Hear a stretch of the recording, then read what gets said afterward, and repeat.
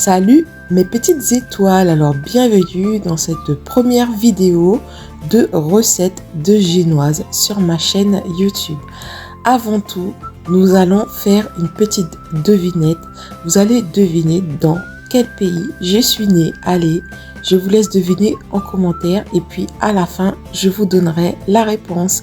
Et vous aussi, vous pouvez me partager d'où vous venez, comme ça je vois toutes les différentes nationalités qui me regardent sur ma chaîne. Pour la recette, nous aurons besoin de 6 œufs, 180 g de farine, 180 g de sucre et une cuillère à café d'extrait de vanille. C'est facultatif pour la vanille, mais pour le goût, c'est mieux. Tout d'abord, avant de commencer, vous allez prendre votre moule de 15 cm de diamètre. Moi, je n'ai pas utilisé les mêmes centimètres. J'ai pris un 20 cm pour le gâteau que je veux faire. Vous allez le chemiser. Voilà. N'oubliez surtout pas de mettre du beurre avant de mettre le papier cuisson afin que ça puisse bien adhérer au moule. Là, nous avons les 180 g de sucre et les 180 g de farine. Le sucre que nous allons incorporer dans les œufs, dans notre robot Kenwood. Pour ceux qui veulent la marque, ça fait des années que j'utilise cette marque et ça fonctionne très bien. C'est un robot super. Alors voilà, là je vais battre les œufs avec le sucre uniquement pour le moment. Et vous allez battre à la vitesse maximum de votre robot afin d'obtenir un mélange mousseux. Autre astuce, vous devez prendre des œufs qui sont à température ambiante de préférence. Lorsque vous faites un gâteau, évitez de prendre des œufs qui sont frais. Vous m'avez comprise, lorsque j'ai dit frais, je parle au niveau de la température. Les œufs doivent être à température ambiante. Donc là, nous allons commencer à battre les œufs avec la farine à la vitesse forte. Pour que le mélange soit bien homogène et ait une belle texture comme on le souhaite, laissez au moins 10 minutes votre robot battre, travailler la pâte.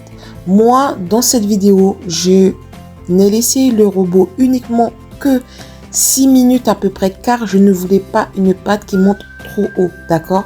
Donc, vous laissez 10 minutes.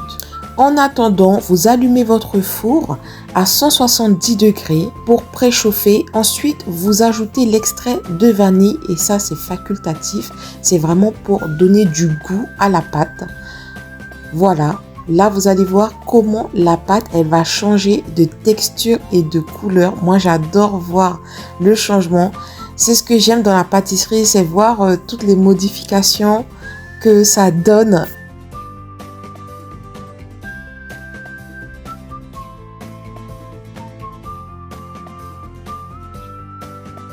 Lorsque la pâte est bien mousseuse, bien comme on aime, vous voyez, vous allez arrêter votre robot.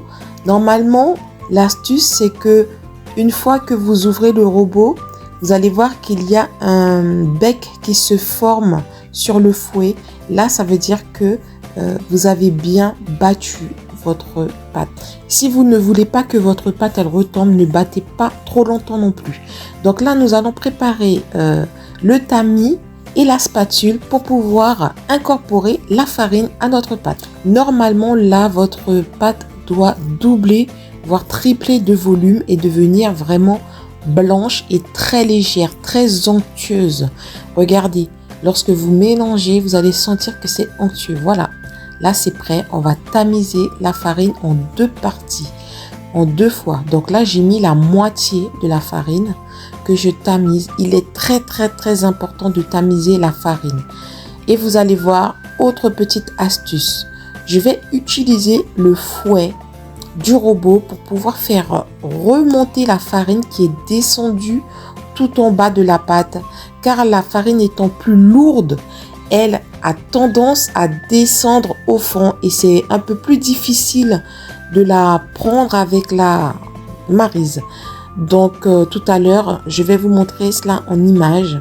Là, je mets la deuxième partie de la farine. Voilà, je termine. On prend le temps et ensuite on remue lentement vraiment prenez le temps de bien ramasser la farine à l'intérieur car votre génoise, elle va retomber en sortant du four si ça n'est pas bien tourné. Voilà, regardez l'astuce. Alors, je déconseille cette astuce pour les personnes qui débutent.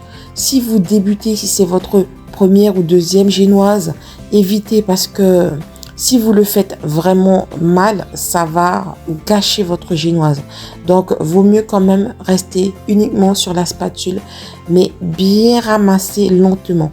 Là, j'ai accéléré la vidéo, mais j'allais un peu plus lentement. D'accord? Mais pareil hein, pour la pâte lorsque c'est au robot. Je vous avais dit qu'il ne fallait pas mélanger trop longtemps. Et bien là, de même, vous ne mélangez pas trop longtemps non plus. Il faut toujours trouver un juste milieu. Car la pâte, elle peut retomber pendant la cuisson. Donc voilà, nous allons mettre notre pâte dans le moule et au four à 170 degrés pour environ 45 minutes.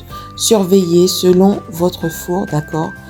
Regardez, mais n'ouvrez surtout pas le four avant 30 minutes car le gâteau va retomber et ne va pas prendre de hauteur. Regardez cette belle génoise, n'est-ce pas magnifique? Donc, comme je vous l'ai expliqué, j'ai voulu utiliser un moule un peu plus large pour que ma génoise soit un peu plus plate, pas montée. Voilà d'autres recettes que je vous partage. Hein. Vous allez faire une petite capture d'écran, c'est mon petit cadeau. Et je viens de la Guyane. Bisous!